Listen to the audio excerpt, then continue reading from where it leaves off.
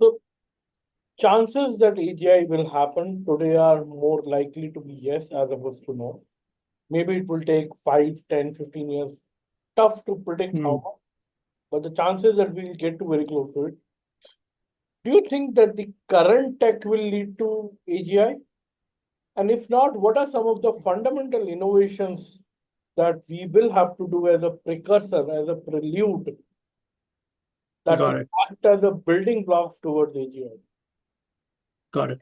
So there's a few things, right? Like number one, we don't really know how we think. Like, yes, we do to some extent. We know, oh, this part of the brain lights up, and that. So we are at the Diwali lights part of understanding the brain, right? We know what lights up, what doesn't, right?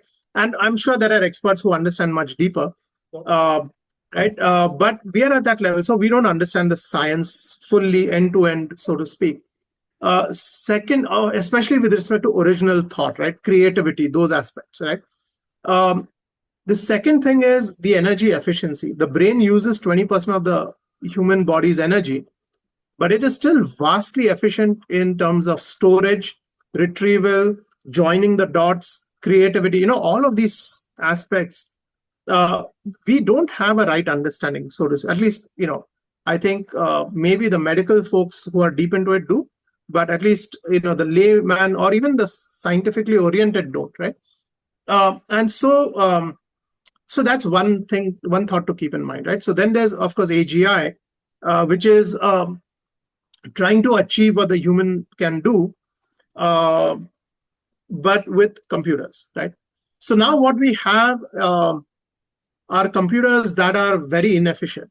Okay, I think they're fantastic, what they can do, but the energy consumption is extremely high. It is completely out of whack, right? So what do we need? We need miniaturization. Okay, for miniaturization, we need like 1,000,000 times more efficient compute capacities. Okay, we probably need at least 1,000 times more efficient energy utilization.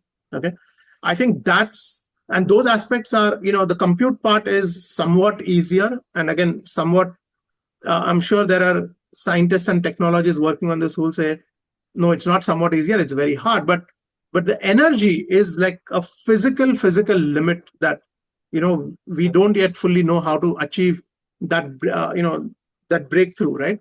Current architectures, I think, will fail. I don't think they all have their limitations. Transformers, for instance, there's a new approach to LSTMs called XLSTM that is cheaper, faster to achieve certain outcomes. Silicon photonics, optical computing, and carbon nanotube, data processing units are probably the future to achieve the next level of energy, size, and compute efficiencies.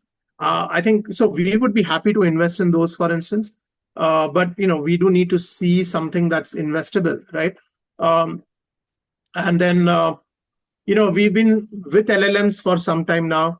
Now LRMs are coming out, so there will always be these advances that happen.